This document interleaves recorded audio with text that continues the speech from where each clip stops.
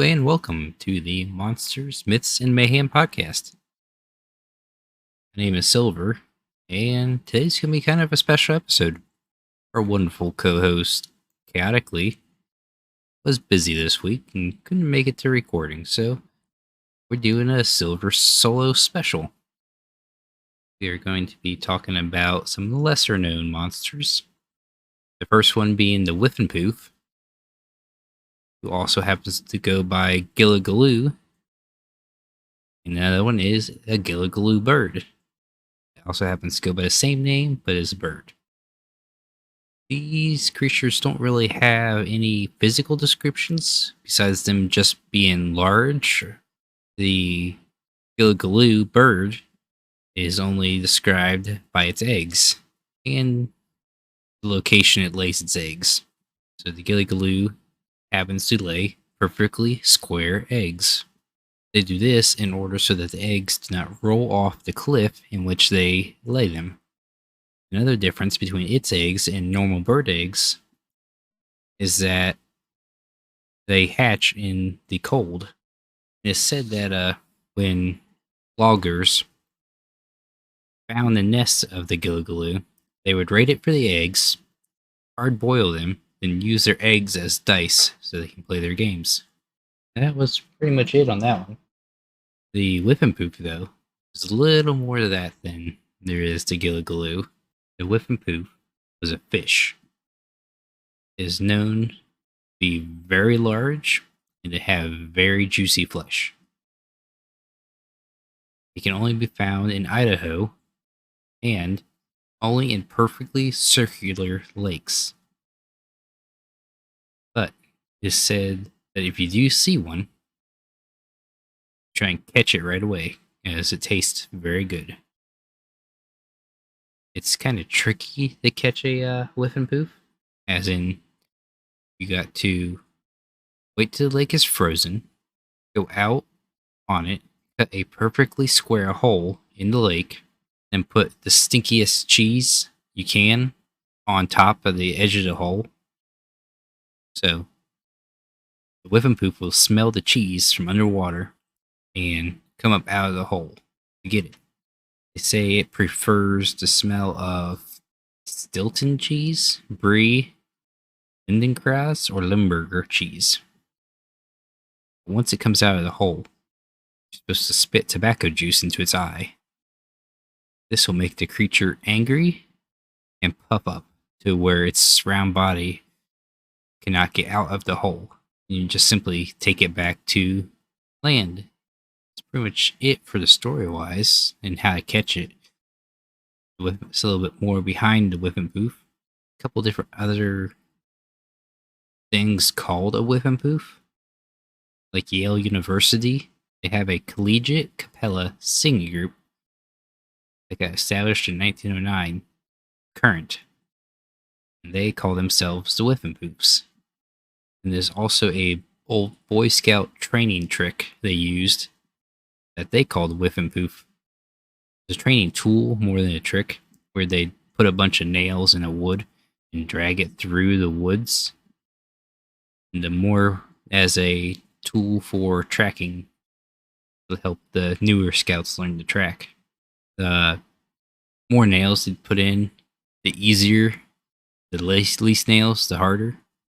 The term Whiffenpoof came about as also being known for an imaginary animal for hunters, or for locals to kind of trick tourists that are fishing on their lakes into trying to catch one, but them only being regular trout.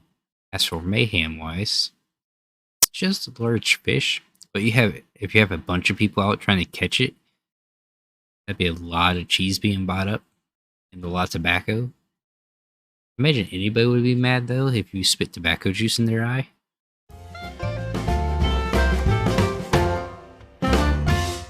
Shall do one more creature as well. Third and final creature is going to be the Squonk. It is a creature that is very ugly, as described. Can be found in the hemlock forest of northern Pennsylvania. Squonk's stories originate all the way back to the 19th century. and is said to have been invented by the Pennsylvania lumber industry, the lumberjacks that were there. The legend holds that the creature's skin is ill-fitting, being covered with warts, and that because of it is ashamed of its appearance, it hides from plain sight and spends most of its time weeping.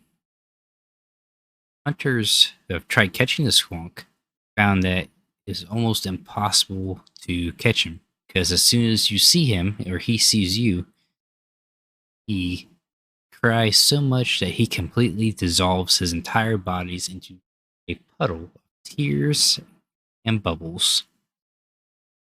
There's once a man named J.P. Wentling that supposedly coaxed the creature into the bag. By the time he made it back home, the bag was completely soaked with the liquid remains of the sad animal. It is even said that it does not come out during the full moon, because if it sees its own reflection in like water, it will also dissolve itself then. It is said to resemble a pig covered in warts, with cauliflower ear, waxy hair, tusks that are yellow and crooked, and its eyes weep continuously.